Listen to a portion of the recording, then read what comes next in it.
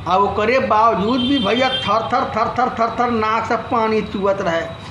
पर नकिया भैया बार कलकलाए हाथे में पानी आवे, तब वो पीछवा से पहुँच के लपा लप शॉर्ट शॉर्ट गुलगप्पा खाते रही जा। ये भैया गजब गजब का भैया वचरो देखे के मिलत शादी बियाह में। कहो भैया इधर कड़ा के को ठंडा लगत कुल आदमी बेचारा थर थर थर थर थर थर थर थर कांपत बाड़न।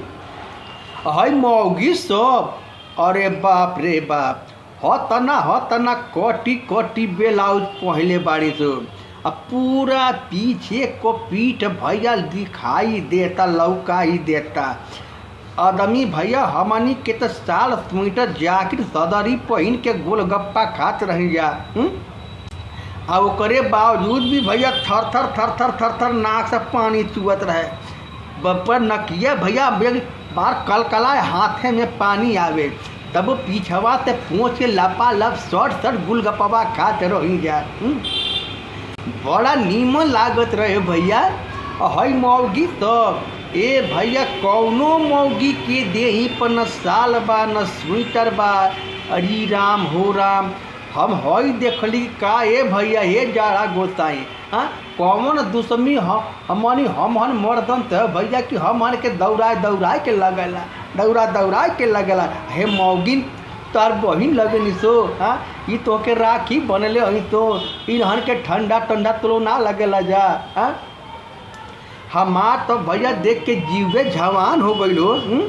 को ये कोने से लेके वो कोने तक दौड़ के छौ के गुलगप्पा चाट फुल्की खात बाड़ी तो। हाँ मसाला डोसा खाता नहीं सो, टिक्की खात बाड़ी तो, चाउमीन बर्गर तहार ले खात बाड़ी तो। बाकी ठंडा ना उन्हन के देख के रोमा तन को भर रात नहीं थे कि कप कपी बात टक की बात तनी कहाँ पे लोग ना ना ना ना।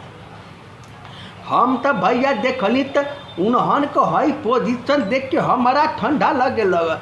हमार अंदर से रोमा सिहराए लगे। अरे बाबू इतना ठंडी में बेचारी हई कुल महिला गुलगप्पा खाता नहीं चाट फुल्की। मौगी भैया मौगी के बात करत है।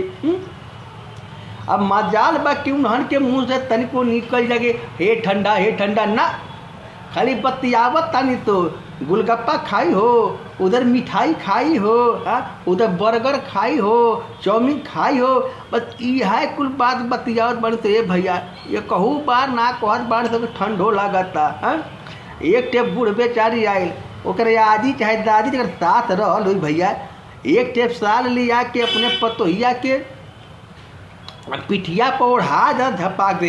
ये भैया बेहरुआ पतोहिया बुढ़िया क्यों ऐसा झरझरौलत ना। हाँ ऐसा झरझरौलत बुढ़िया भैया चाट का पत्ता फेंक के निकल गई घरे में। ऐसा फैसल के दौड़ भैया जमाना न बा। हाँ आदमीन के ठंडा सतावत तब बाकी मेहरारून के ठंडा नहीं के सतावत।